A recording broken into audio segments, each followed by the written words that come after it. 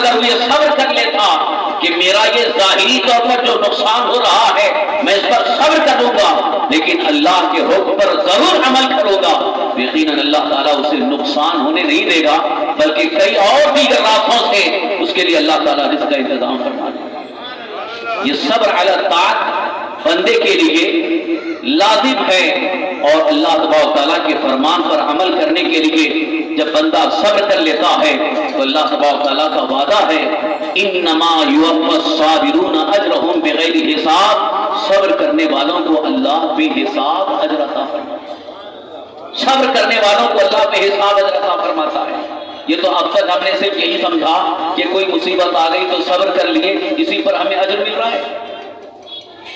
دکان لوٹ گئی صبر کر لیے، دکان چل گئی صبر کر لیے، کسی کا انتقال ہوا صبر کر لیے، تو کسی مصیبت کے آنے پر انسان صبر کر رہا ہے تو یہ تو اس کی ایک مجبوری ہے، اس پر صبر کر رہا ہے، تو یہ نہیں کہوں گا اس پر ثواب نہیں ملے گا، ثواب دینا یہ اللہ کا فضل ہے، وہ اللہ کا کرم ہے، مگر اصل جو اللہ رب العزت کی بارگاہ سے عنایتوں کا سلسلہ شروع ہوتا ہے، نوازشات کی جو بارش ہوتی ہے وہ اس صورت میں ہے کہ اللہ تبارک تعالیٰ جب اپنے بندے کو اپنے حکم پر عمل پیرا ہونے میں جب بندے کو دیکھتا ہے کہ میرا بندہ اپنی ساری خواہشات کو ایک طرف رکھ کر کے میرے حکم پر عمل کر رہا ہے، یقیناً اللہ تعالیٰ اسے بے حساب اجر عطا فرماتا ہے۔ اسی لیے بزرگان دین نے فرمایا کہ صبر علی الطاعت یہ بندے کو اللہ سے مقرب بنا دیتی ہے، صبر علی الطاعت بندے کو اللہ کا مقرب بنانے کے لیے ایک بہترین ذریعہ بھی ہے، اسی لیے صبر علی الطاعت کی طرف اشارہ دیا گیا، یا ایھا الذین آمنوا اصبروا، اے ایمان والو صبر کرو۔ ویسے بھی موجودہ حالات کے پیش نظر جب ہم یہ دیکھتے ہیں کہ کبھی کبھی دشمنوں کی طرف سے، اعدائے دین کی طرف سے، ظالموں کی طرف سے جب بہت ہی خطرناک قسم کے منصوبے ہمارے سامنے آتے ہیں اور ان منصوبوں کو دیکھ کر کے ہم گھبرا جاتے ہیں تو اس وقت ایک ہی راستہ ہوتا ہے صبر کا۔ علماء بھی یہی فرماتے ہیں کہ صبر کر لو، کیونکہ ظالم اپنے اقتدار کے نشے میں، کیونکہ ظالم کو جب اقتدار مل جاتا ہے تو اس کا ظلم اور بڑھتا ہے اور اس کے ظلم کی انتہا ہو جاتی ہے، تو اس وقت جب مظلوم کے پاس کوئی راستہ نہیں ہوتا ہے تو وہ صبر ہی کر لیتا ہے، اس کے علاوہ کوئی راستہ نہیں۔ مگر یہاں پر صبر صرف اور صرف مصیبت پہنچنے پر خاموش رہ جانا یہی صبر نہیں، بلکہ ایسے موقع پر بھی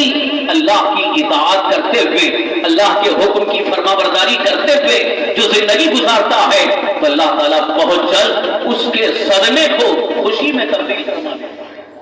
اسی لیے قرآن کریم میں اللہ تعالیٰ نے ارشاد فرمایا ان مع العسر یسرا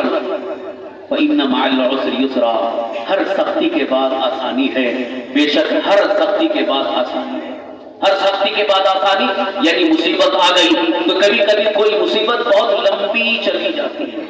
کافی طویل مصیبت کا سلسلہ چلتا ہے، اور کبھی کبھی کسی کے ساتھ ایسا معاملہ ہوتا ہے کہ زندگی کے اکثر ایام اس کے لیے مصیبتوں ہی میں گزر جاتے ہیں، اب وہ انتظار کرتا ہے کہ سختی کے بعد آسانی ہے، لیکن ابھی تک تو میں صرف سختی ہی دیکھ رہا ہوں، ابھی تک تو صرف مصیبت ہی کے ایام دیکھ رہا ہوں، آسانی کب آئے گی؟ ایسی صورت میں اس بندے خدا کو یہ کوشش کرنا ہے کہ اللہ تعالیٰ کی طرف سے مصیبت تو آئی ہے، لیکن اس مصیبت میں ہمیں اللہ تبارک تعالیٰ کے فرمان پر عمل کرنے میں اور زیادہ کوشش کرنی ہے، اطاعت اور فرمانبرداری کا بہترین مظاہرہ کرنا ہے، یقیناً اس کی وہ سختی آسانی میں تبدیل ہو جاتی ہے۔ لیکن ہوتا یہ ہے مصیبت آنے کے بعد انسان صرف اور صرف اللہ کو یاد تو کرتا ہے لیکن اللہ کے احکام پر عمل نہیں کرتا۔ کئی حضرات کو ہم نے دیکھا ابھی لاک ڈاؤن کے موقع پر بھی، جبکہ بہت سخت مصیبت کے دور سے لوگ گزر رہے تھے، بڑی تکلیفیں تھیں، بڑی پریشانیاں تھیں، لیکن اس کے باوجود کئی لوگوں کو دیکھا کہ اذان ہوتی ہے نماز کے لیے، اگرچہ اس وقت مسجدیں بند تھیں مگر نماز تو گھر میں بھی پڑھی جا سکتی تھی، مگر اس کے باوجود کئی لوگ ادھر ادھر بیٹھے ہوئے، کوئی تاش کے پتے کھیل رہا ہے، کوئی کیرم کھیل رہا ہے، کوئی ادھر ادھر بک شک کر رہا ہے، بکواس میں وقت گزار رہا ہے، اس طرح سے وقت ضائع کرتے رہے، لیکن نمازوں کا خیال نہ آ سکا، اللہ کی اطاعت و فرمانبرداری برداری کا خیال نہ آ سکا، یہاں تک کہ ایسے حالات میں بھی لوگوں نے دھوکہ دینا نہ چھوڑا، لوگوں نے جھوٹ بولنا نہ چھوڑا، لوگوں نے اس سلسلے میں بہت ساری نافرمانیاں کھل کر کے کرنا شروع کر دی، اسی لیے وہ مصیبت کا سلسلہ اور دراز ہوتا چلا، اور اب بھی انہی مصیبتوں کا سلسلہ اور دراز ہوتا چلا جا رہا ہے۔ عزیزان محترم، مصیبت کے آنے کے وقت صبر کا مفہوم یہ نہیں ہے کہ ہم نے صبر کر لیا ہے بس کافی ہے، اس کے علاوہ کوئی راستہ نہیں ہے، بلکہ صبر کا مفہوم یہ ہے کہ اللہ کی بارگاہ میں اس طرح سے اطاعت اور فرمانبرداری کا مظاہرہ کیا جائے کہ جیسے ہی اللہ کا حکم آ جائے، اللہ کا فرمان آ جائے، اس پر فوراً عمل پیرا ہو جائے، فوراً عمل کرنے کی کوشش کریں۔ اس صبر علی الطاعت کی ایک اور مثال آپ کے سامنے عرض کروں، اس سے بات کھل کر کے سامنے آ جائے گی۔ کبھی کبھی انسان کو اللہ کے حکم پر عمل کرنے میں کوئی رکاوٹ اس طرح سے بھی آتی ہے، جیسے فجر کی نماز کا وقت ہے، اذان ہو رہی ہے اور نرم بستر پر ہم سو رہے ہیں، کسی کی ٹھنڈی ٹھنڈی ہوائیں، اس وقت نیند اتنی میٹھی آتی ہے، انسان یہ سوچتا ہے کہ تھوڑی دیر اور میں اپنی نیند مکمل کر لوں، پھر اس کے بعد نماز پڑھ لوں۔ لیکن اس وقت اگر بندہ مومن صبر کر لے کہ میں اس وقت کی نیند کو قربان کر دوں گا اور اللہ کے فرمان پر عمل کرتے ہوئے اللہ کے گھر پہنچ کر کے سجدہ ریز ہو کر اللہ کو راضی کر لوں گا، تو اس وقت جو وہ اس وقت صبر کر رہا ہے، یہ صبر علی الطاعت ہے، یہ صبر علی الطاعت ہے۔ اس صبر علی الطاعت پر اللہ تعالیٰ کا وعدہ ہے کہ بے حساب اجر آپ کو دیا جائے گا۔ اب وہ اجر کو اللہ نے مبہم رکھا ہے کہ اجر کس طرح سے دیا جائے گا، اجر کی کیا کیا کیفیت ہوگی، اجر کی کیا کیا صورتیں ہوں گی، بدلہ کس طرح سے عطا ہوگا۔ اللہ تعالیٰ جب بندے کو صبر کا بدلہ دینے پہ آئے تو بندہ سوچ نہیں سکتا کہ کتنے راستوں سے اس کے لیے خوشحالی کے اسباب پیدا ہوتے چلے جا رہے ہیں۔ عزیزان محترم، صبر علی الطاعت یہ اللہ تبارک تعالیٰ کی طرف سے ہمارے لیے حکم ہے، لہذا اس کو اپنی زندگی میں اپنا لیں، پھر اس کے بعد دیکھیں کہ زندگی میں کتنا بڑا انقلاب آتا ہے۔ اب آئیے اس کا ایک دوسرا پہلو، اس کا ایک دوسرا رخ، صبر علی المعصیت۔ صبر علی المعصیت یہ بھی بڑا اہم پہلو ہے۔ صبر کے دو پہلو ہیں، ایک تو صبر علی الطاعت یعنی اللہ کی فرمانبرداری پر صبر، اور صبر علی المعصیت اللہ کی نافرمانی پر صبر کرنا۔ دونوں جگہ صبر ہے، مگر صبر کا انداز دونوں جگہ الگ الگ ہے۔ اللہ کی اطاعت اور فرمانبرداری پر صبر کرنا یعنی جو بھی ہمارے اوپر اللہ کا حکم ہے، فرض ہے، واجب ہے، اور اللہ کے حبیب سرکار دو عالم صلی اللہ علیہ وسلم کی سنتیں ہیں، ان پر عمل کرنے میں جو کچھ بھی رکاوٹیں ہیں ان ساری رکاوٹوں کو دور کر کے عمل کر لینا، وہ صبر علی الطاعت ہے۔ اب صبر علی المعصیت جو کہ بڑا ہی نازک پہلو ہے، کیونکہ اولیاء اللہ اس سلسلے میں بڑی تاکیدات فرماتے ہیں۔ آپ نے سنا ہوگا خانقاہوں میں جو تزکیہ نفس کی تعلیم دی جاتی تھی، تزکیہ نفس کی جو تربیت ہوتی تھی، وہ اثر صبر علی المعصیت ہی کی تربیت تھی۔ صبر علی المعصیت کی تربیت کیا ہے؟ صبر علی المعصیت جسے کہتے ہیں، معصیت کا مطلب گناہ، اللہ کی نافرمانی، برائی، اس کو معصیت کہا ہے، اسی کی جمع معاصی، گناہوں کو معاصی بھی کہا گیا۔ کسی گناہ کے نہ کرنے پر صبر کرنا، یہ صبر علی المعصیت۔ اللہ تعالیٰ نے اس کی طرف بھی اشارہ فرمایا، اے ایمان والو صبر کرو، یعنی جس طرح آپ اللہ کے حکم پر عمل کرنے میں صبر کر رہے ہو، اسی طرح سے گناہ سے بچنے میں صبر کر رہے ہو، تو یہ صبر علی المعصیت آپ کو ایک بڑا عظیم مقام اس سے حاصل ہو سکتا ہے، دل کے اندر انقلاب پیدا ہو سکتا ہے۔ بلکہ میں تو بڑے یقین اور اعتماد کے ساتھ کہوں گا کہ واقعی جو بندہ مومن صبر علی المعصیت کر لیتا ہے وہ روشن ضمیر بن جاتا ہے، وہ روشن ضمیر بن جاتا ہے۔ صبر علی المعصیت ایک بڑا اہم پہلو ہے، نازک پہلو ہے، اس لیے میں نے عرض کیا ہے کہ بڑے بڑے اچھے نیکوں کو دیکھا گیا، وقتی طور پر نیکیاں تو کر رہے ہیں، نمازیں بھی پڑھ رہے ہیں، مگر گناہوں سے بچتے نظر نہیں آ رہے ہیں۔ کئی لوگوں کو ہم نے دیکھا کہ ادھر نماز بھی پڑھ رہے ہیں، جھوٹ بھی بول رہے ہیں، نماز بھی پڑھ رہے ہیں، چوری بھی کر رہے ہیں، نماز بھی پڑھ رہے ہیں، بدنگاہی بھی ہو رہی ہے، نماز بھی پڑھ رہے ہیں، انسانوں کا مال لوٹ رہے ہیں، دھوکہ دھڑی کر رہے ہیں، حق ادا نہیں کر رہے ہیں تو یہ معاصی پر صبر نہیں ہے. لہذا اگر معاصی پر صبر ہوتا تو صبر علی الطاعت کے ساتھ ساتھ ادھر نماز پڑھنے کے لیے بندہ مومن صبر کر رہا ہے, ساری رکاوٹوں کو ایک طرف کر کے نماز ادا کرنے کے لیے مسجد میں گیا ہے, وہی اس کے دل میں اس بات کا یقین پیدا ہو جائے کہ اب مجھے گناہوں سے ہمیشہ بچنا ہے, اپنی نگاہوں کی حفاظت کرنی ہے, اپنے دل کو بچانا ہے. اس طرح سے جب گناہوں سے بچنے کا یقین پیدا کر لیتا ہے تو اس کے لیے جو وہ صبر کر رہا ہے وہی صبر علی المعصیت. اور صبر علی المعصیت جس بندے کے اندر پیدا ہو جائے اس کے لیے اللہ تعالیٰ نے ایک بہت بڑا اعلان قرآن پاک میں ارشاد فرمایا, وَأَمَّا مَنْ خَافَ مَقَامَ رَبِّهِ وَنَهَى النَّفْسَ عَنِ الْهَوَىٰ فَإِنَّ الْجَنَّةَ هِيَ الْمَأْوَىٰ. جو اپنے رب کی بارگاہ میں کھڑے ہونے کا خوف کیا, یعنی جس کو اس بات کا خوف ہے کہ میں آج دنیا میں گناہ کر لوں گا, کیونکہ آج گناہ بہت آسان ہو گئے. گناہ انسان کے لیے اتنے آسان ہو گئے کہ انسان بیٹھے بیٹھے گناہ کر لیتا ہے. ہاتھ میں موبائل ہے, گندی گندی تصویریں دیکھ لیتا ہے, یہ سمجھتا ہے کہ وقتی طور پر مجھے دل کو لذت مل جائے گی, میری خواہش پوری ہو جائے گی. یہ گناہ آسان ہو گیا ہے, مگر یاد رکھو گناہ انسان کو تباہ کر دیتا ہے. گناہ انسان کی زندگی میں بے شمار مصائب و آلام کا سبب بن جاتا ہے. گناہ انسان کی عبادتوں کے لیے ایک بہت بڑا زہر کا اثر رکھتا ہے. گناہ انسان کو اللہ تبارک و تعالیٰ سے بہت دور کر دیتا ہے, اللہ کی رحمت سے وہ دور ہوتا چلا جاتا ہے. بلکہ حضرت امام غزالی رحمۃ اللہ تعالیٰ علیہ فرماتے ہیں جو گناہ پر جرأت کرنے لگتا ہے اندیشہ اور ڈر ہے کہ اس کا خاتمہ ایمان پر نہ ہو. یہ میں اس لیے عرض کر رہا ہوں کہ کچھ لوگوں نے یہ سمجھ لیا ہے ہم تو نمازی ہیں, نماز پڑھ رہے ہیں, گناہ کریں گے تو کیا فرق پڑے گا, ہم تو ٹناٹن سنی ہیں, ہم گناہ کریں گے تو کیا فرق پڑے گا.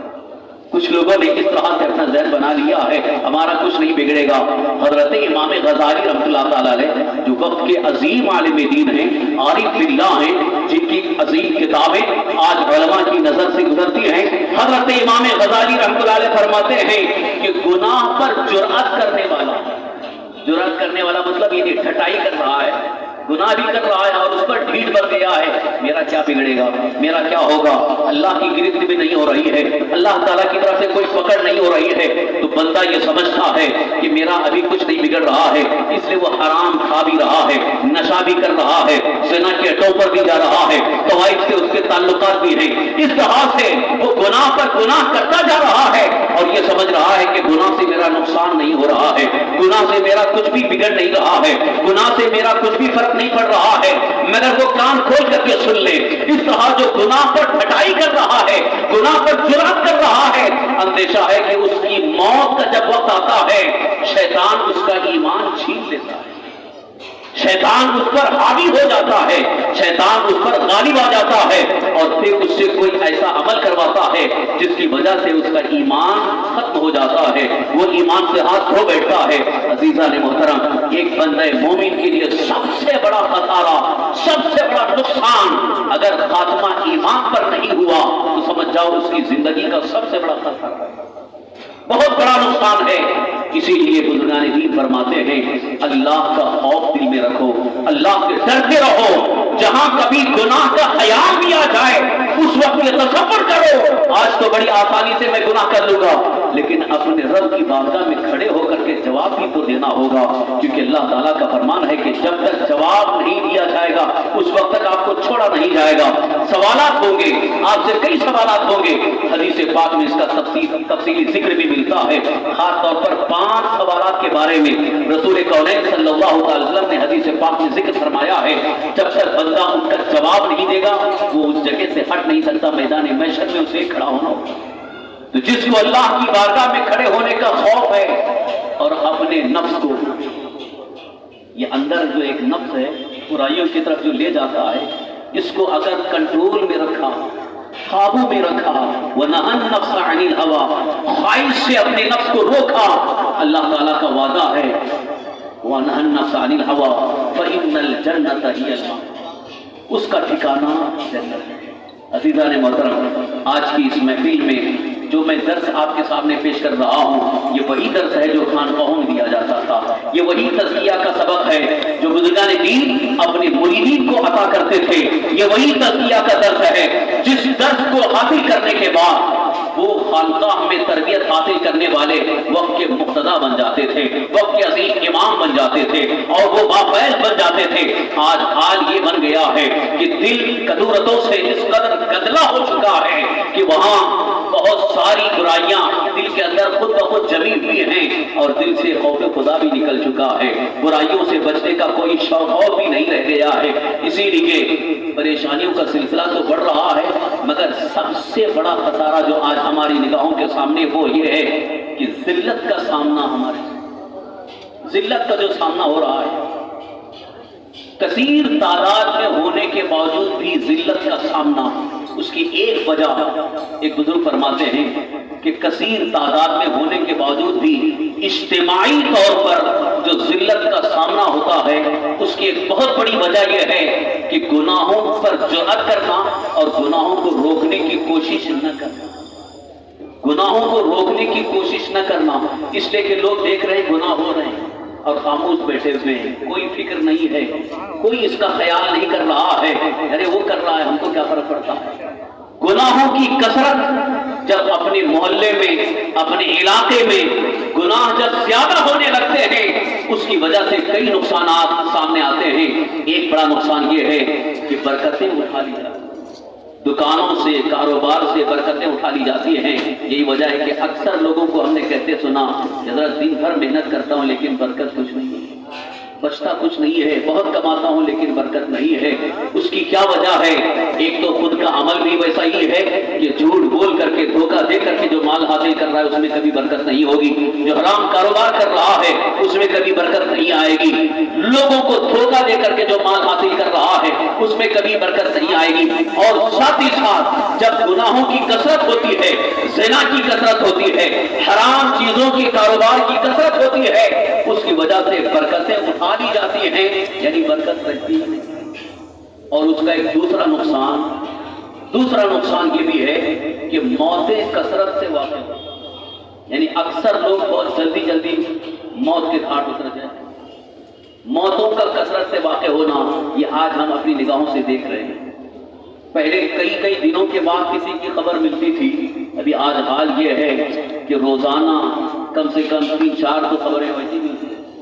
جہاں کہیں ہیں خبر آ رہی فلاں کا انتقال ہو گیا، اچھا چلتا گیا انتقال ہو گیا، ہارٹ اٹیک ہو گیا انتقال ہو گیا، اور ایکسیڈنٹ ہو گیا انتقال ہو گیا۔ موتوں کی کثرت ابھی لاک ڈاؤن کے موقع پر بھی آپ نے دیکھا کثرت سے اموات ہو رہی تھی۔ ایک وجہ یہ بھی بیان فرمائی گئی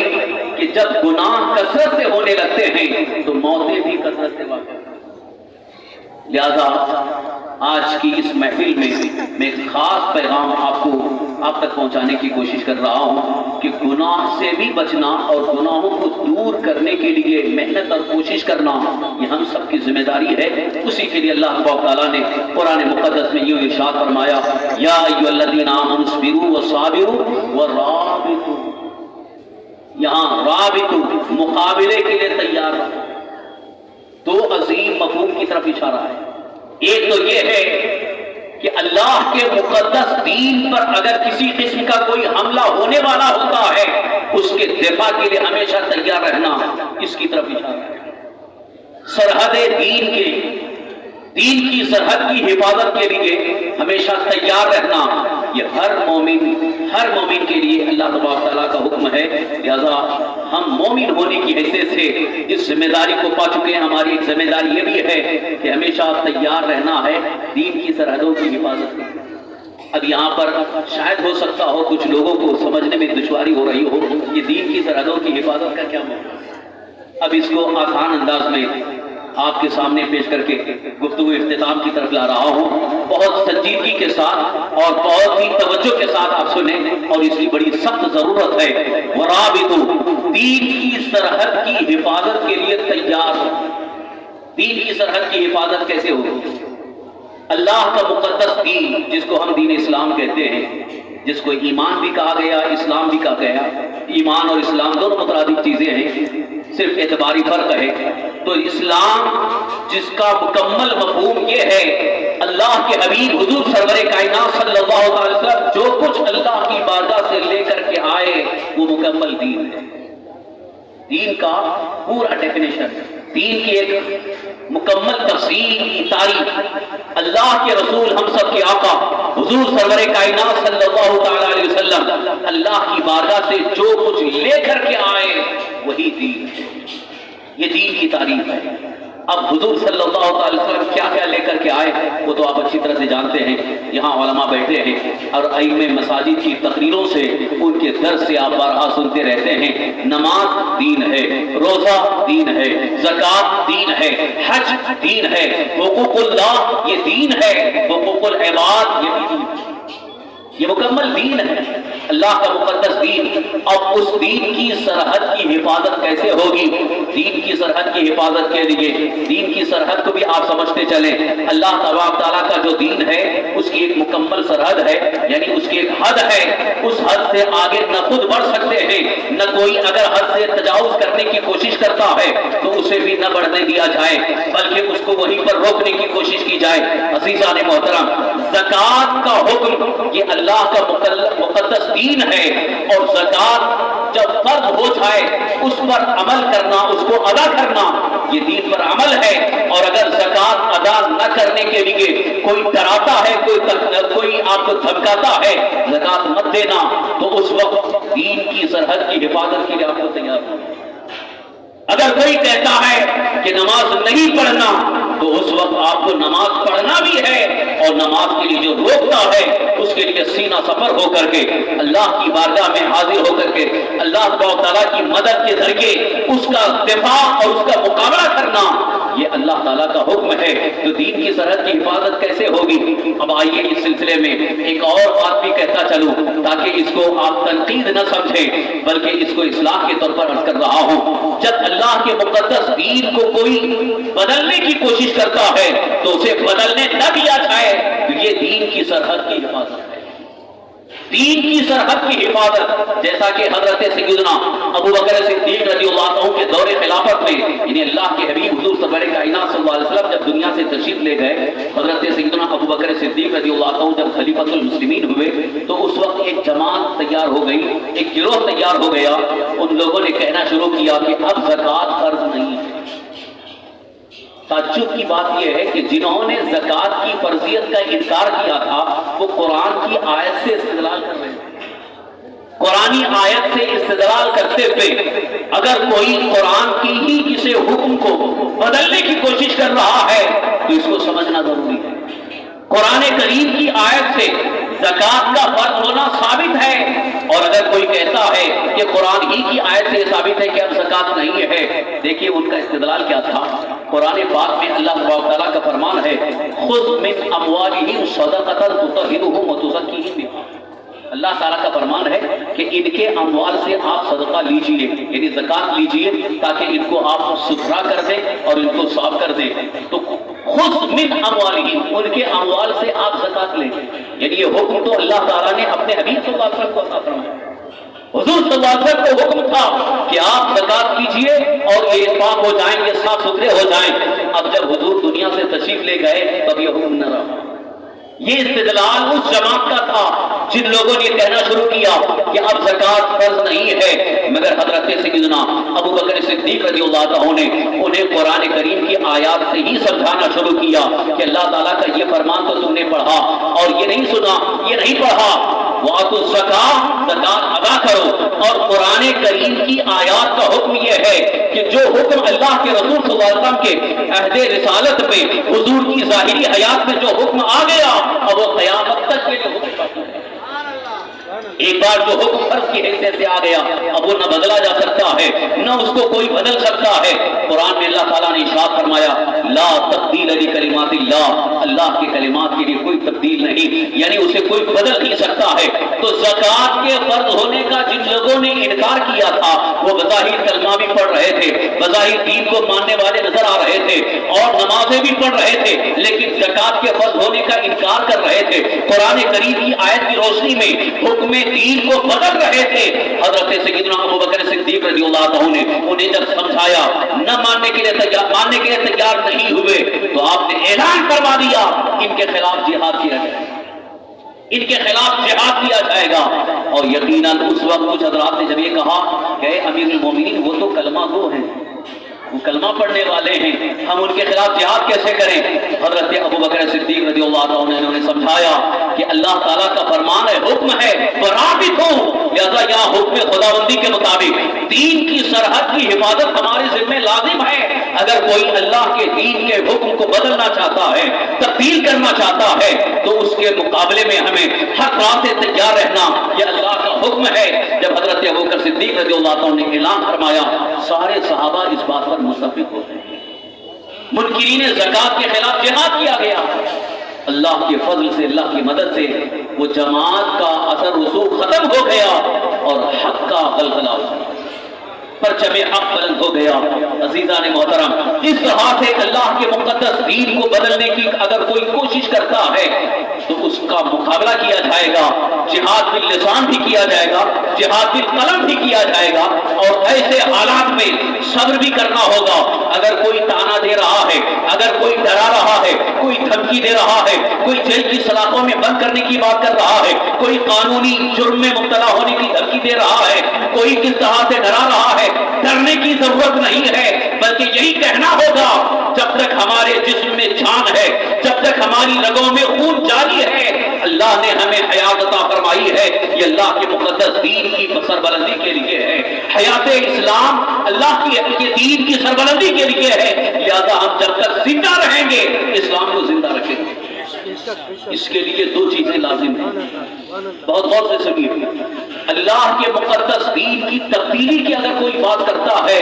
دین کو بدلنے کی اگر کوئی بات کرتا ہے، اس وقت خاموشی کا مظاہرہ نہیں، بلکہ اس وقت آپ کو متحرک ہونا ہوگا، تحریک چلانا ہوگا. اس وقت پوری طرح سے آپ کو تیاری کرنی ہوگی. اس لیے کہ اگر آپ نے خاموشی اختیار کر لی تو اس کا مطلب یہی ہے کہ دین کی تبدیلی کو آپ قبول کر رہے ہیں، برداشت کر رہے ہیں. اب یہاں کوئی بہانہ نہ بنائے کہ اللہ تعالیٰ نے صبر کا حکم دیا ہے لہذا صبر کر کے رہ جائیں. یہاں وہ صبر کا حکم نہیں ہوگا، بلکہ اس وقت میدان میں آ کر پرچم اسلام بلند کرنا ہوگا. یہی بات کی میدان کربلا میں حضرت امام علی مقام رضی اللہ عنہ کے سامنے حضرت امام حسین صبر کر سکتے تھے، ورنہ امام حسین رضی اللہ عنہ کو کیا ضرورت تھی کہ یزید کے مقابلے میں حق کا اعلان کرنے کے لیے اپنی ساری قربانیاں پیش کر رہے ہیں. اپنے جوان بیٹے شہید ہوتے آپ دیکھ رہے ہیں، اپنے بچے کو شہید ہوتے آپ نے دیکھا، لیکن اس کے باوجود حق بیانی سے پیچھے نہ آئے، بلکہ لوگوں نے جب ڈرایا تو آپ کا حکم، آپ کا فرمان یہی تھا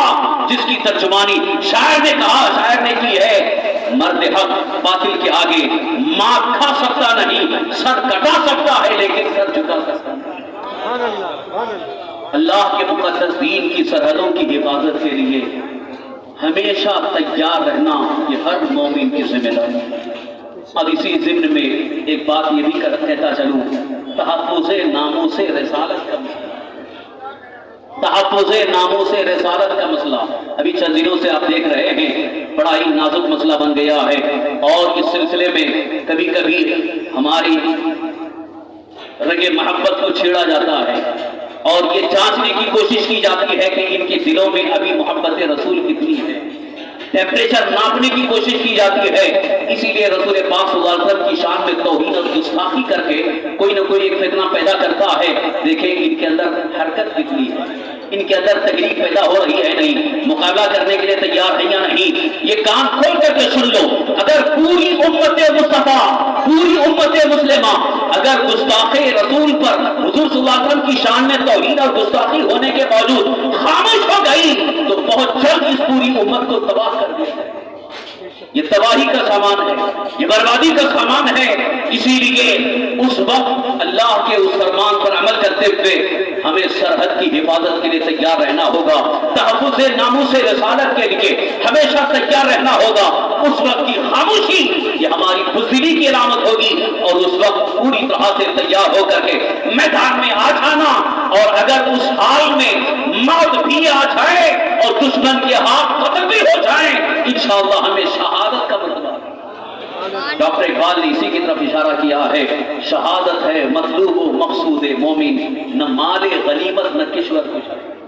ایک مومن کا مطلوب شہادت ہے، اور ہمیشہ شہادت کی آرزو رکھو، ہمیشہ شہادت کی تمنا رکھو، اس لیے کہ آج حالات تو دیکھ رہے ہو، کبھی زلزلہ آ کر کے کتنی ہزاروں کی موتیں ہو رہی ہیں، کبھی کورونا مرض کی بنیاد پر ہزاروں کے موت کے گھاٹ اتر جاتے ہیں، کوئی ہارٹ اٹیک ہو کر کے موت کے گھاٹ اتر رہا ہے، کوئی ایکسیڈنٹ ہو کر کے جا رہا ہے، کوئی کئی سی ذلت کی موت مر رہا ہے۔ میں اس کی موت کو مبارکباد پیش کرتا ہوں جو اللہ کے حبیب صلی اللہ علیہ وسلم کی عزت و ناموس کے لیے جس نے اپنی جان قربان کر دیا، یقیناً پوری دنیا میں بلند ہے، اس کا رتبہ بھی بلند ہے، اس کو اللہ تعالیٰ کی طرف سے ایسا عزت کا مقام عطا کیا جائے گا کہ دنیا کے کونے کونے سے اسے سلام پیش کیا جائے گا۔ عزیزان محترم، تحفظ ناموس رسالت کے لیے جو اپنی زندگی کو وقف کر دیتا ہے، یقیناً دنیا اسے سراہتی ہے، دنیا اسے فراموش نہیں کرتی ہے، بلکہ اللہ تعالیٰ اس کے نام کو بھی زندہ فرما دیتا ہے۔ یہی وجہ ہے بریلی کے تاجدار نے تحفظ ناموس رسالت کے لیے اپنی زندگی کو وقف کر دیا تھا۔ آج پوری دنیا کے کونے کونے سے آواز آ رہی ہے، ملک سخن کی شاہی تم کو رضا مسلم، جس سمت آ گئے ہو سکے بٹھا دیے ہیں، ڈال دی قلب میں عظمت مصطفیٰ، سیدی اعلیٰ حضرت پہ لاکھوں سلام۔ حضرات محترم، تحفظ ناموس رسالت، یہ مسئلہ کیا ہے؟ اللہ کے حبیب حضور سرور کائنات صلی اللہ علیہ وسلم کو اللہ نے جو مقام و مرتبہ عطا فرمایا، اس مقام و مرتبے کو ماننا اور اس کے خلاف اگر کوئی بات کرتا ہے تو اس کے لیے ہمیشہ اس کے مقابلے کے لیے تیار رہنا، یہ ہے تحفظ ناموس۔ یہ نہیں ہے کہ اس طرح سے ماننے کی بات بھی کر رہے ہیں اور گستاخوں سے گلے بھی مل رہے ہیں، گستاخوں سے محبت کا سلسلہ بھی باقی ہے، تعلقات بھی قائم کیے جا رہے ہیں۔ اور عجیب بات ہے کہ جن جماعتوں نے اپنی کتابوں میں سرکار دو عالم صلی اللہ علیہ وسلم کی شان میں توہین اور گستاخی کر کے کتابیں شائع کی ہیں، کتابیں چھاپی ہیں، پوری جماعت کی بنیاد توہین رسالت پر ہے، آج اسی سے اتحاد کی بات کی جاتی ہے، اور اب تو ان کی توہین کا سلسلہ اور بڑھ گیا اور ان کی گستاخی کا سلسلہ اس طرح سے بڑھتا جا رہا ہے، اب تو کھل کر کے ان کے چہرے سامنے آ رہے ہیں۔ اب تو مسلمانوں انہیں پہچانو کہ وہی جماعت کا لیڈر ہو کر کے اگر کوئی کہتا ہے کہ اللہ اور اوم ایک ہی ہے، معاذ اللہ رب العالمین، ایمان اور کفر کو ملانے کی کوشش کر رہے ہیں۔ لہذا دین کی سرحدوں کی حفاظت کے لیے آپ کو تیار رہنے کی جو بات میں کر رہا ہوں، آمدن پر سرے مطلب، اب اس کو ہوش کے ساتھ سنو کہ جب اللہ کے مقدس دین کو معاذ اللہ کوئی کفر میں بدلنے کی کوشش کرتا ہے، اس کی لیڈری کو ٹھوکر مار دو، وہ قائد نہیں ہو سکتا ہے، وہ ہمارا رہنما نہیں ہو سکتا ہے، بلکہ حکم شرع کے مطابق وہ مسلمان ہی نہیں ہے، لہذا اس کی بات کا کوئی اعتبار نہیں۔ یہ آج بہت بڑا دھوکہ دیا جا رہا ہے،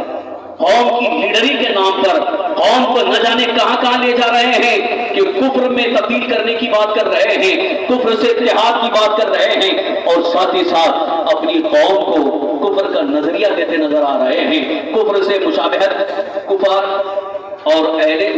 کفار کے جو شعار ہیں ان سے محبت اور ان کو مکمل طور پر اپنے درمیان لانے کی کوششیں جاری ہیں، کوششیں بہت تیزی کے ساتھ جاری ہیں۔ اب یہاں سے آپ کو یہ بھی سمجھنا ہے کہ کس کے دلال ہیں جو کام کس کے دلال ہیں جو کام کر رہے ہیں۔ جو قوم بک چکی ہے وہی یہ کام کر رہی ہے، اور جو قوم بکی نہیں ہے وہ کبھی اپنے ایمان کا سودا نہیں کر سکتی۔ جو اعلیٰ حضرت کا ماننے والا ہے وہ کبھی بکتا نہیں ہے، اور جو اعلیٰ حضرت کا مخالف ہے وہ کفار کے ہاتھ بکا ہوا ہے، وہ کسی تنظیم کے ہاتھ بکا ہوا ہے۔ الحمدللہ جماعت اہل سنت کی جو قیادت حضور مفتی اعظم ہند احمد رضوان کے دور میں تھی، آج بھی الحمدللہ اسی قیادت، وہی قیادت بریلی شریف کی ہوتی ہے، اور اسی قیادت کے ساتھ آپ کو رہنا ہے۔ یہ میں اس لیے عرض کر رہا ہوں کہ اگر اس قیادت سے ہٹے تو پھر دین سے ہاتھ دھونا پڑے گا، اور دین کی سرحدوں کی جو حفاظت کی ذمہ داری ہے وہ ذمہ داری ختم ہو جائے گی۔ اور ایک بڑی ذمہ داری ہماری یہ بھی بن گئی ہے کہ اگر ارتداد کا مسئلہ بہت تیزی کے ساتھ ہمارے درمیان پھیلایا جا رہا ہے تو ارتداد کو روکنے کے لیے یہ دین کی سرحدوں کی حفاظت ہوتی ہے۔ یہ لفظ شاید ہو سکتا ہو تھوڑا سا آپ کو مشکل نظر آ رہا ہو، لیکن میں سمجھتا ہوں کہ الحمدللہ ہمارے علماء نے ارتداد کے حوالے سے ابھی کافی تقریریں کی ہوں گی۔ میں صرف آپ کو بہت آسان انداز میں اشارہ دینا چاہتا ہوں کہ اللہ کے مقدس دین پر جو عمل کر رہا ہے، جو صحیح معنوں میں مسلمان ہے، اگر کوئی اس مسلمان کو کفر کی طرف لے جانے کی کوشش کر رہا ہے اور شعار کفر کو اپنانے کی بات کر رہا ہے، کفر کے احکام پر عمل کرنے کی بات کر رہا ہے، اسلام کو چھوڑنے کا کوئی مشورہ دے رہا ہے، تو گویا یہ ارتداد یعنی مرتد ہونا، اسلام لانے کے بعد پھر کفر کی طرف چلے جانا، یہ ارتداد ہے۔ اب آئیے اس سلسلے میں حدیث پاک سن لو، انشاءاللہ آپ کا ایمان تازہ ہو جائے گا۔ بس 5 سے 7 منٹ کے اندر اس گفتگو کو ختم کر رہا ہوں۔ یہ حدیث مبارکہ بڑی عظیم حدیث ہے، صحیح بخاری شریف کتاب الایمان کی حدیث ہے۔ اللہ کے حبیب ہم سب کے آقا حضور سرور کائنات صلی اللہ علیہ وسلم ارشاد فرماتے ہیں، ثلاث من کن فیہ وجد حلاوۃ الایمان، 3 چیزیں جس کے اندر ہوگی وہ ایمان کی مٹھاس پائے گا۔ کیا ہوگا؟ اللہ کے رسول صلی اللہ علیہ وسلم ارشاد فرما رہے ہیں 3 چیزیں جس کے اندر پائی جائیں گی اس کو ایمان کی مٹھاس ملے گی، یعنی اس کا ایمان مضبوط ہوگا، اس کو ایمان کی لذت ملے گی اور اس کا ایمان برقرار رہے گا۔ اللہ کے رسول صلی اللہ علیہ وسلم کے اس فرمان عالی شان کو اچھی طرح سے سمجھنے کی کوشش کریں۔ حضور فرماتے ہیں 3 چیزیں جس کے اندر موجود ہوں گی اس کو ایمان کی مٹھاس، ایمان کی لذت، ایمان کی حلاوت ملے گی، یعنی اس کو ایمان پر ثابت قدم رہے گا۔ پہلی چیز ان یکون اللہ ورسولہ احب الیہ مما سواہ، اللہ اور اس کے رسول اس کے نزدیک ان کے ماں سوا سے سب سے زیادہ محبوب ہو جائے، یعنی اللہ کی محبت اور اللہ کے رسول صلی اللہ علیہ وسلم کی محبت ان کے علاوہ ساری چیزوں سے سب سے زیادہ ہو جائے، تو یہ ایمان کی مٹھاس کے لیے ضروری ہے۔ یعنی ایمان موجود ہونے کے لیے، ایمان پر ثابت قدم رہنے کے لیے یہ پہلی چیز ہے، یہ بنیادی چیز ہے جس کو بارہا آپ نے علماء سے سنا ہوگا، اس لیے میں اس میں زیادہ تفصیل میں نہیں جا رہا ہوں۔ اس بات کو اپنے ذہن میں محفوظ رکھیں کہ ہماری آج دنیا میں، دنیاوی زندگی میں جن جن چیزوں سے بھی محبت ہے، چاہے وہ والدین سے ہو، دوست و احباب سے ہو، اولاد سے ہو، بیوی سے ہو، دولت سے ہو، مال سے ہو، جائیداد سے ہو، کرسی سے، اقتدار سے، کسی سے بھی ہو، لیکن یہ ساری چیزوں کی محبت ایک طرف، ان سب سے زیادہ اللہ اور اللہ کے رسول سے محبت، یہ ایمان کے لیے ضروری ہے۔ دوسری چیز رسول اکرم صلی اللہ علیہ وسلم ارشاد فرماتے ہیں وَأَن يُحِبَّ الْمَرْءَ لَا يُحِبُّهُ إِلَّا لِلَّهِ، کہ آدمی کسی انسان سے محبت کرے تو وہ صرف اللہ کے لیے محبت ہے، یعنی اگر کسی سے محبت ہو، جیسے والدین سے محبت ہے تو یہ اللہ کے لیے، اولاد سے محبت ہے تو اللہ کے لیے، اولیاء سے محبت ہے اللہ کے لیے، کسی مسلمان دوست سے محبت ہے اللہ کے لیے، یعنی دوستی ہو تو اللہ کے لیے، دشمنی ہو تو اللہ کے لیے، یہ بھی ایمان کا معیار ہے، یہ ایمان کی کسوٹی ہے، ایمان کے لیے لازم اور ضروری ہے۔ اب تیسری اور آخری چیز جو کہ آج کے عنوان سے بہت ہی عظیم تعلق رکھتی ہے، رسول اکرم صلی اللہ علیہ وسلم ارشاد فرماتے ہیں وَأَن يَكْرَهَ أَن يَعُودَ فِي الْكُفْرِ كَمَا يَكْرَهُ أَن يُقْذَفَ فِي النَّارِ، صحیح بخاری شریف کی حدیث۔ رسول اکرم صلی اللہ علیہ وسلم ارشاد فرماتے ہیں کفر کی طرف لوٹنے کو اتنا ناپسند کرتا ہو جیسے آگ میں ڈالے جانے کو ناپسند کرتا ہے۔ کیا آج کوئی اگر اس سے کہا جائے کہ آگ میں دھکیل دیں گے آپ تو اس کو کوئی پسند کرے گا؟ کوئی نہیں پسند کرتا ہے۔ رسول پاک صلی اللہ علیہ وسلم نے مثال دی، جس طرح آگ میں جانے کو کوئی ناپسند کرتا ہے ایسے ہی مسلمان کفر کی طرف جانے کو ناپسند کرتا ہے۔ تب سمجھو کہ اس کے اندر ایمان ہوگا، اس کے اندر ایمان موجود ہے، اس کو ایمان کی مٹھاس مل رہی ہے، ایمان کی لذت حاصل ہو رہی ہے، وہ ایمان پر ثابت قدم رہے گا۔ عزیزان محترم، آج کی اس خطاب کا ایک خلاصہ عرض کر رہا ہوں، ایمان پر ثابت قدم رہ کر جو صبر کر لیتا ہے یقیناً ایک بہت ہی کامیاب انسان بن کر کے دنیا سے جاتا ہے۔ ایمان پر ثابت قدم رہ کر کے جو اللہ کے مقدس دین کے پرچم کو بلند کرنے کے لیے کوشش کرتا ہے وہ سب سے کامیاب انسان ہو کر کے دنیا میں جاتا ہے۔ جو اللہ کے مقدس دین پر بھی صبر کر رہا ہے، ایمان کی حالت میں ہے، محبت رسول میں سرشار ہے اور ساتھ ہی ساتھ اللہ کے مقدس دین کی سرحدوں کی حفاظت کے لیے ہمیشہ تیار ہے، پرچم اسلام کو بلند کرنے کے لیے اپنے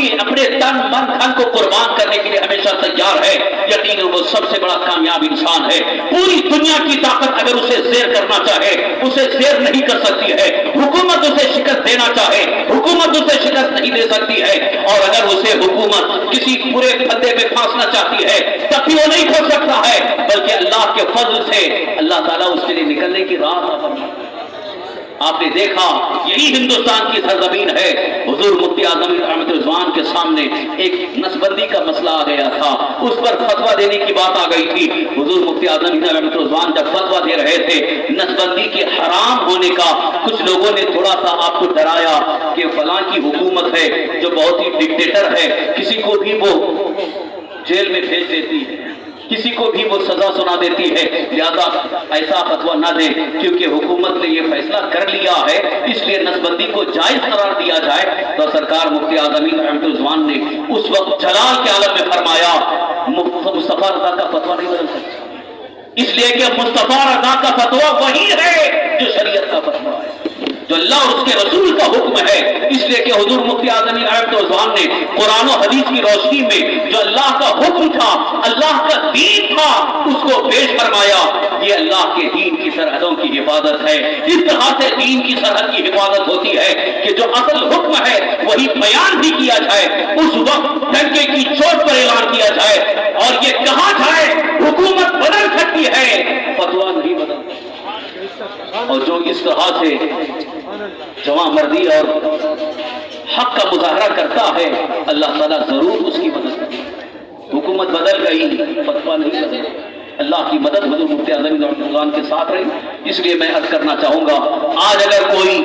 تبدیلی کی بات کر رہا ہے، تبدیلی کی مشن چلا رہا ہے اور لوگوں سے کہتا ہے کہ اب اسلام میں کیا رہ گیا ہے، مسلمانوں کے پاس کون سی بڑی چیز رہ گئی ہے، حکومت مسلمانوں کے پاس نہیں ہے، اقتدار مسلمانوں کے پاس نہیں ہے، فوج مسلمانوں کے پاس نہیں ہے، دولت مسلمانوں کے پاس نہیں ہے، اثر و رسوخ مسلمانوں کے پاس نہیں ہے، کہتا ہے مسلمان نوجوان اب اسلام کو چھوڑ دے، یہاں تیرے لیے کوئی پناہ گاہ نہیں ہے، کوئی تجھے بچا نہیں سکتا ہے، کوئی تجھے دولت نہیں دے سکتا ہے، کوئی تیرے کاروبار کے لیے راستہ ہموار نہیں کر سکتا ہے۔ اس طرح آج قوم کے نوجوانوں کو بہکایا جا رہا ہے، ارتداد کی طرف لے جانے کی کوششیں جاری ہیں، اور سب سے خطرناک ماحول یہ ہے ہماری ہی قوم کی بیٹیوں کو لالچ دے کر کے، نکاح کی لالچ دے کر، نکاح کی لالچ دے کر کے انہیں پھاندے پہ پھانسنے کی کوشش کی جا رہی ہے اور انہیں مرتد بنانے کی کوششیں جاری ہیں۔ لیکن اس سلسلے میں میں ان کو مخاطب کرنا چاہتا ہوں جو اپنی بچیوں کو تعلیم دینے سے قاصر ہیں،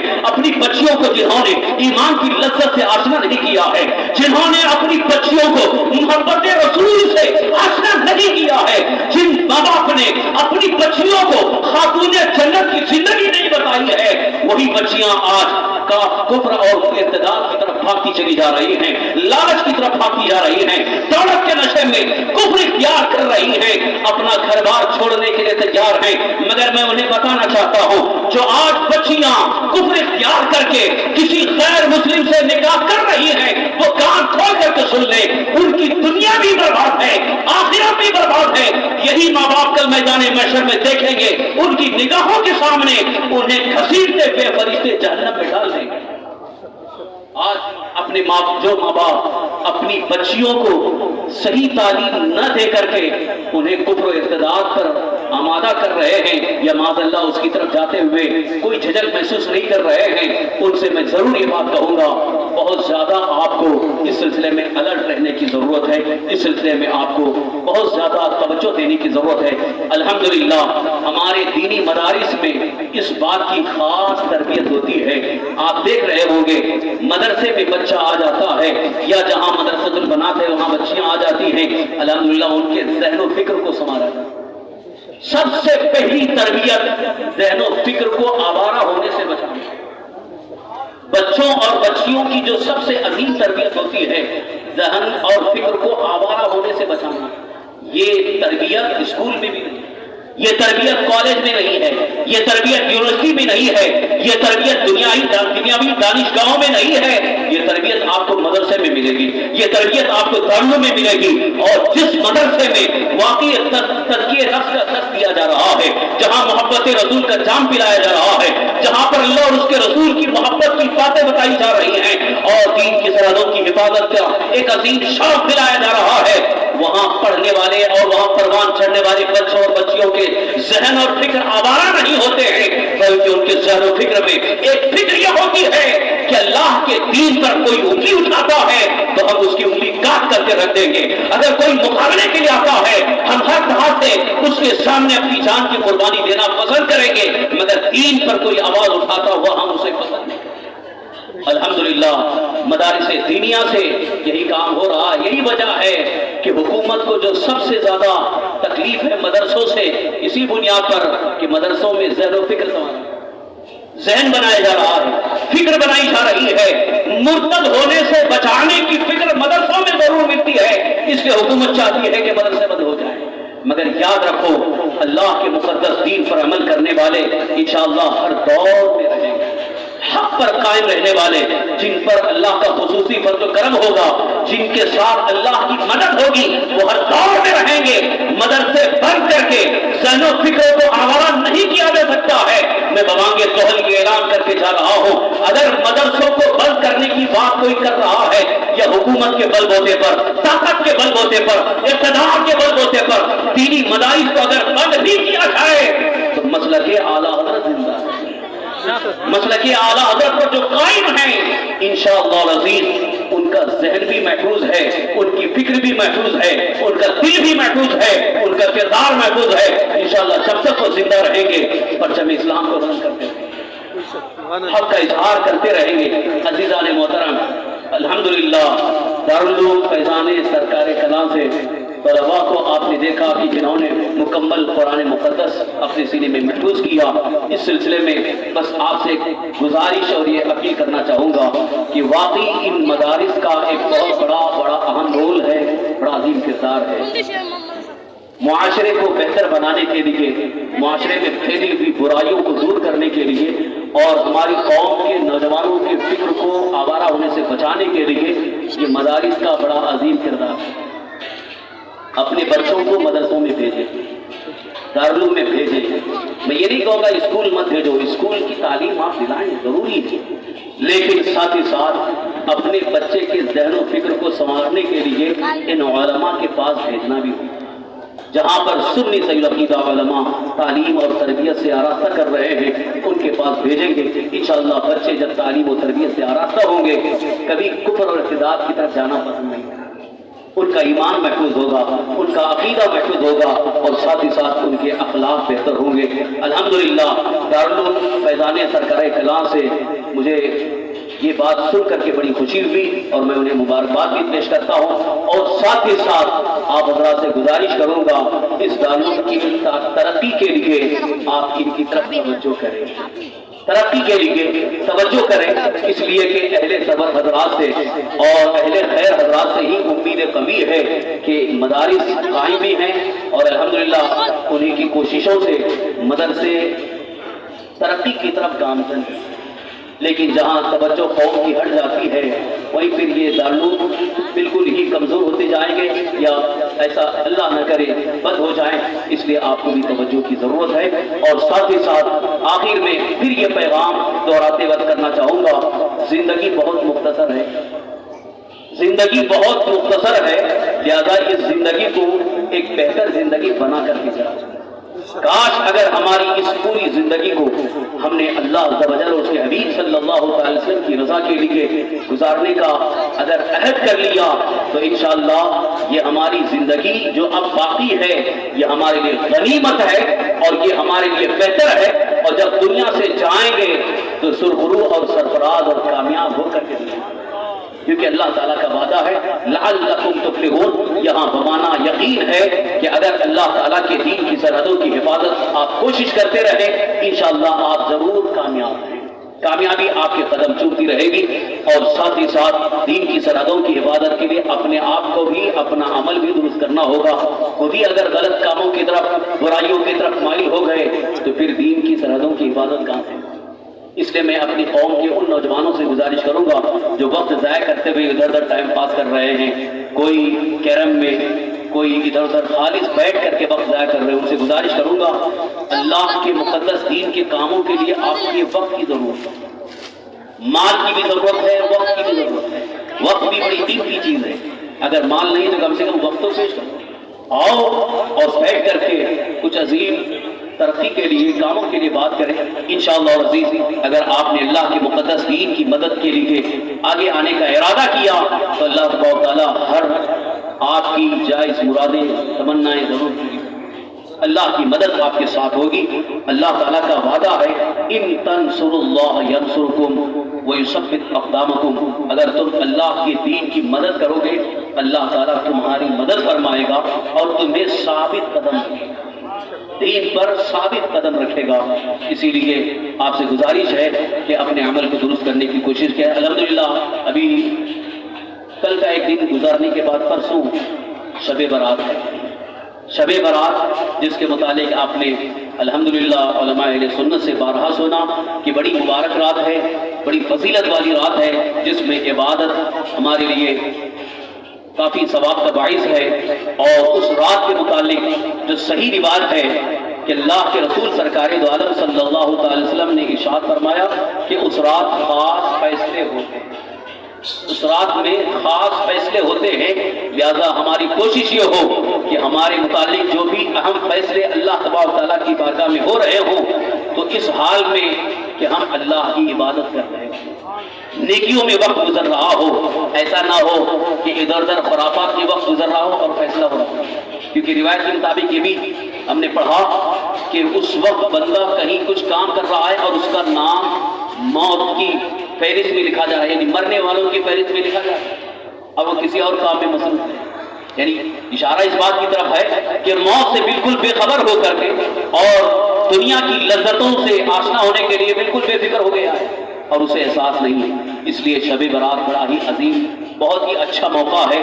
گناہوں سے توبہ کرنے کے لیے، گناہوں کی مغفرت طلب کرنے کے لیے اور اللہ تعالیٰ کو راضی کرنے کے لیے شب برات ایک بہترین رات ہے۔ سرکار مدینہ صلی اللہ علیہ وسلم ارشاد فرماتے ہیں جو بندہ ایمان کی حالت میں اللہ تعالیٰ کو راضی کرنے کے لیے تمام گناہوں سے سچے دل سے توبہ کرے،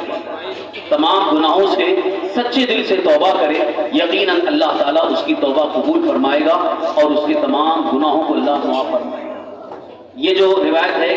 کہ سب کی بخشش ہوگی مگر کچھ لوگوں کی بخشش نہیں ہوگی، ان میں جادوگر جو جادو ٹونا کرتے ہیں اور رنجش پالنے والے، یعنی ایک بھائی اپنے بھائی سے جو دشمنی رنجش رکھا رہتا ہے،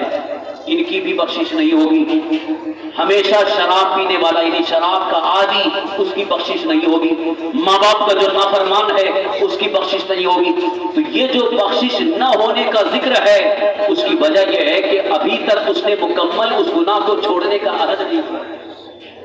لہذا اس کا مفہوم یہ ہے کہ اگر صحیح معنوں میں توبہ کا ارادہ کر رہا ہے اس طرح سے کہ ہمیشہ اس گناہ کو چھوڑنے کا ارادہ کرے اور پھر توبہ کرے اللہ کی بارگاہ میں، تو اللہ تعالیٰ یقیناً اس کی بھی مغفرت فرمائے گا۔ یعنی جو ہمیشہ شراب پینے کی عادت بنایا ہوا ہے، نشہ کی عادت بن چکی ہے، لیکن شب برات میں اگر کوئی وعدہ کر لیتا ہے اے پروردگار آج میں سچے دل سے توبہ کر رہا ہوں، ہمیشہ میں نشہ کو چھوڑ دوں گا، اس طرح سے اللہ کی بارگاہ میں وعدہ کر کے جو توبہ کر لے گا اللہ تعالیٰ اس کے تمام پچھلے گناہوں کو معاف کرے۔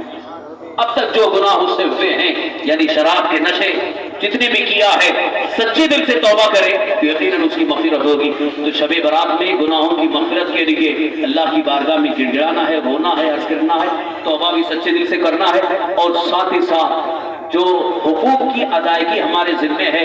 ماں باپ کا حق، بھائی بہن کا حق، رشتہ داروں کا حق، پڑوسی کا حق، یہ حقوق العباد کو بھی ادا کرنے کا عہد بھی کریں اور ادا بھی کریں۔